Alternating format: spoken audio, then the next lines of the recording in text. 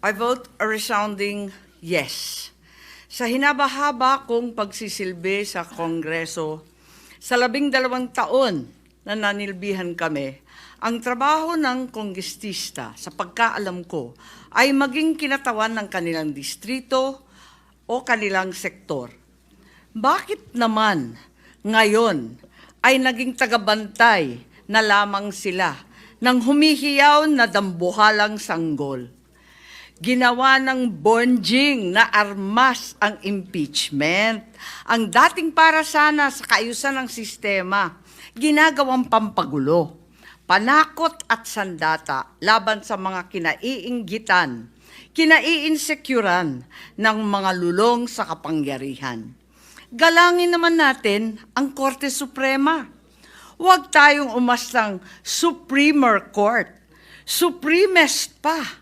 Wala namang ganun ah.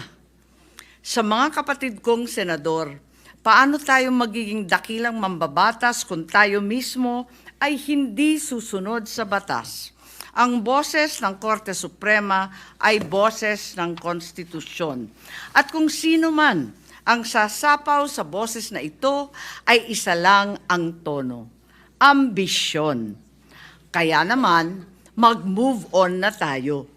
Magtrabaho at huwag konsintihin ang isang spoiled na bonjing. Huwag nang busugin ng pabor. Huwag nang pumayag dahil may pabuya.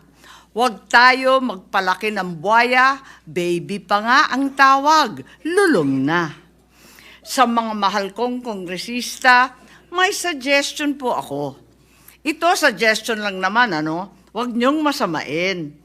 Kesa inaatupag ninyong palitan ang pinili ng taong bayan, binoto at minahal.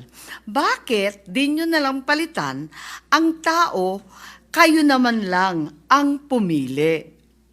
Ayaw paawat ng iba sa kakaflex.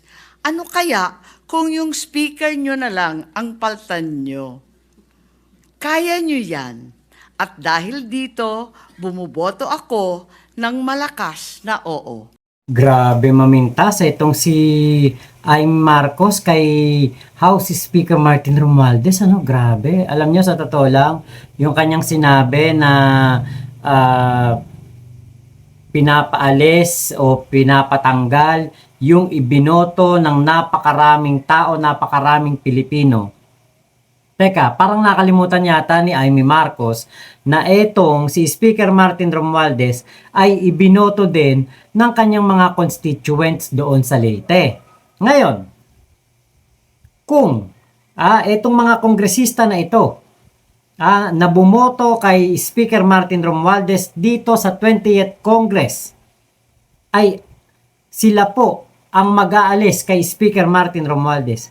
Pero kayang papalit na kayang gampanan ang nagawa ni Speaker Martin noong 19th Congress? Si Speaker Martin lang naman ang nagbigay o nag-set ng pinaka magandang standard para po sa isang Speaker of the House.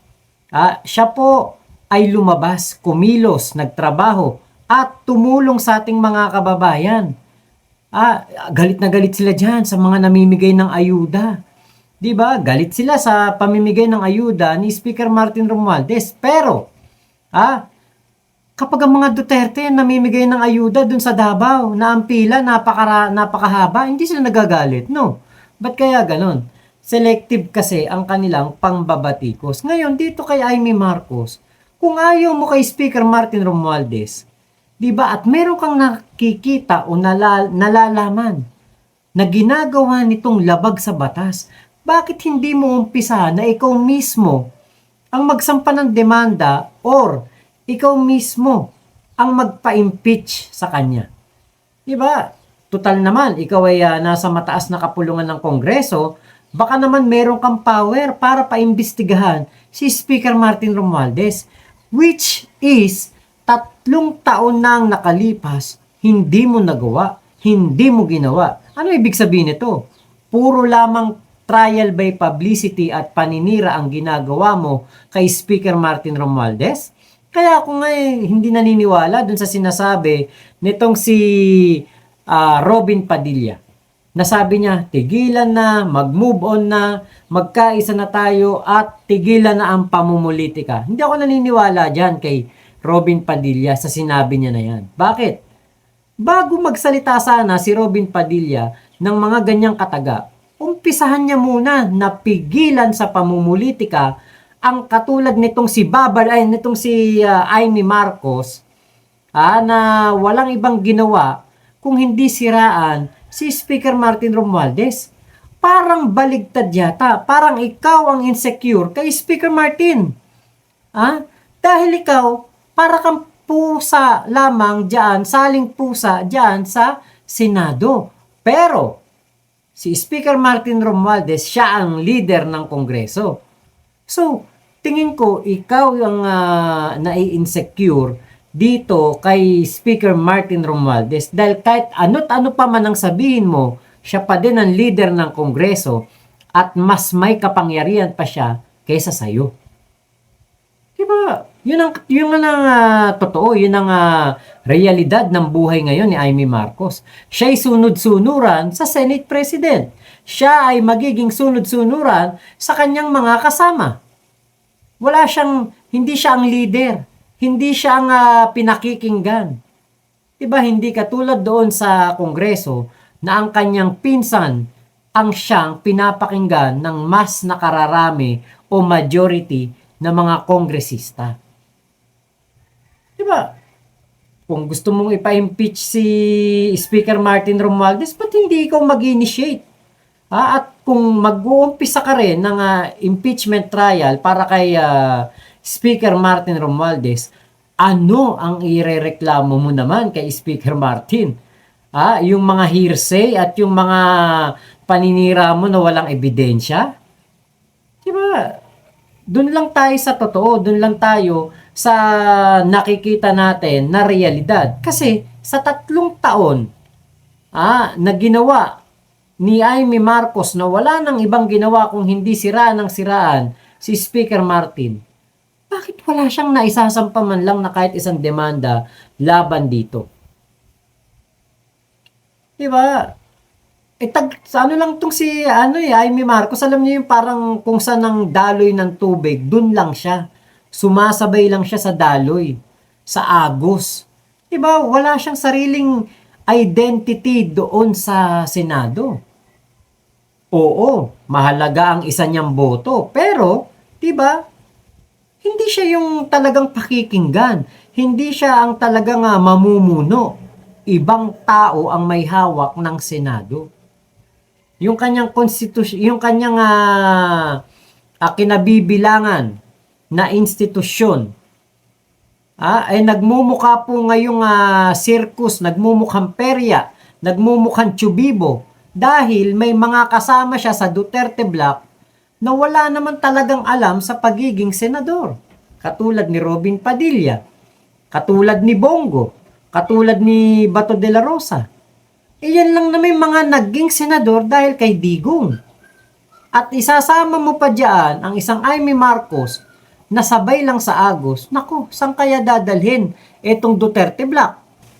Diba? Buti sana kung ito impeachment ni Sara Duterte gawa-gawa lang. O bigla na lang sumulpot, bigla na lang nagkaroon ng impeachment complaint itong si Sara Duterte. Hindi naman Diba, nakita natin ang pagmumura at pagbabanta ni Sara Duterte kay PBBM, House Speaker Martin Romualdez at dito kay First Lady Lisa Araneta Marcos. Kitang-kita natin, live na live niyang ginawa yan. Diba, hindi yun gawa-gawa, hindi yun invento. Hindi naman yun inutos ni Speaker Martin Romualdez. Yung mga kaperahan na hindi maipaliwanag kung saan ginastos, kung sino si Mary Grace Piatos, kung sino si Cocoy Villamin, si Juan Miguel Owishi, si Suka Asim, pati si Dingdong Dantes, si Marian Rivera, pati na rin si Shell Jokno, ay ginamit para makakulimbat ng pera. Hindi naman si Speaker Martin Romualdez ang gumawa niyan. Hindi naman si Speaker Martin Romualdez ang pumirma sa mga papeles na yan, sa mga disbursement na papeles na yan. Diba, wala namang kinalaman si Speaker Martin dyan eh. Pero bakit kay Speaker Martin, palagi isinisisi itong impeachment? Si Laila de Lima, isa sa mga may kagustuhan na magsampa ng demanda kaya Sara Duterte sa impeachment. O si Shell Jokno. Di ba? Anong kinalaman ni Speaker Martin diyan? Di ba hindi pa nga mga kongresista ang mga tao na yan, gusto na nila na si Sara ay ma-impeach. So anong kasalanan diyan ni Speaker Martin? Pakataka-taka talaga itong si Babala, itong si Amy Marcos, kung bakit galit na galit siya sa tinatawag niyang bonjing. Diba, biruin mo, tawagin mo ba naman bonjing ang speaker ng House of Representatives? Gaano kalakas ang insecure mo? Diba, gaano katindi ang inggit mo kay Speaker Martin Romualdez? Kalangin naman natin ang Korte Suprema. Paano magiging insecure si Speaker Martin kay Sara Duterte? Paano? Diba, saang banda? Si Speaker Martin, hindi to lakwatsa ng lakwatsa. Trabaho to ng trabaho. Hindi ito kung ano-anong kabulastugan ang ginagawa sa gobyerno. Nagtatrabaho to ng maayos. Diba? Alam mo yung sasabing tagapagbantay ng naghuhumiyaw na sanggol? Ano akala mo dyan sa mga kongresista na nasa House of Representatives ngayong 20th Congress? Mga yaya? Diba, malinaw naman na ang mga tao na yan na bumoto kay Speaker Martin Romualdez ay nagustuhan nila kung ano ang trabaho ng isang speaker noong 19th Congress. So, kasalanan ba ni Speaker Martin na walang kumalaban sa kanya at siya po ay naging nominate para maging speaker ulit ngayong 20th Congress? Paano kung nagustuhan ng mga kongresista ang kanyang ginagawa? At paano kung alam ng mga kongresista na kapag sa ibang kamay napunta ang Congress, ay mapepeste lamang sila? Diba yung sinasabi ni Amy Marcos, wag daw umasta na Supreme Court, supremis pa? Wala naman daw ganun. Sino ba umaastang makapangyarihan dito? Sino ba ang umaasta na mga entitled at mga akala mo kung sino na sila dapat ang masunod sa mundong ibabaw? Sila dapat ang masunod sa Kongreso, sila dapat ang masunod sa Senado, sila dapat ang masunod sa Malacanang. Di ba ang mga Duterte at ang mga kaalyado nito? Dahil ang gusto nila, si Speaker Martin Romualdez ay mahawakan sa leeg, kasama na ang iyong kapatid na si PBBM. Ang gusto nila, mahawakan sa leeg ang mga tao na ito para kahit na hindi sila nakaupo sa Malacanang, maging tauhan nila ito at maipagpatuloy nila ang mga isabong, pogo, chekwang mayor, pagnanakaw sa kaban ng bayan. Yun bang gusto mo, Amy Marcos, at kampi ka sa mga kurakot? Huwag daw magpalaki ng buhaya. Imagine niyo po yung sinasabi ni Amy Marcos na yan, di ba? Huwag daw magpalaki ng buhaya. Ano tawag mo kay Sara? Pinapalaki nyo ang buhaya na yan at kinukonsinti ninyo ang kanyang pagnanakaw sa kaban ng bayan. Diba? Yun naman ang maliwanag. Diba? Kay Speaker Martin Romualdez, walang nagrereklamo at walang nagsasampa ng impeachment. Diba? Ang tagal-tagal nyo nang binibintangan si Speaker Martin Romualdez nang ginagawa kuno nito na katiwalian, pero hanggang ngayon, walang nagsasampa ng demanda, walang nagsasampa ng impeachment. At napakasakit para kay Amy Marcos na ang isang Speaker Martin Romualdez ay naging House Speaker na naman. So, ibig sabihin, mahal si Speaker Martin ng kanyang mga kongresista. Mahal siya ng mga tao doon sa House of Representatives. Ikaw ba, Amy Marcos? Tingin mo ba mahal ka ng mga pro Duterte? 'Di ba sinusuka ka nga ni Harry Roque saka ni Salsal Panelo, 'di ba? Sinusuka ka ng mga DDS. Ayaw nila sa iyo. Majority na nagpanalo sa boto mo mga Ilocano, hindi mga taga Mindanao at hindi mga taga Visayas. 'Di ba? Kaya yung pagtanaw mo ng utang na loob kay Sara Duterte, kay Digong, wala yun. Dahil mas matimbang pa din at mas tinitignan pa din ng mga kababayan natin na ikay isang Marcos.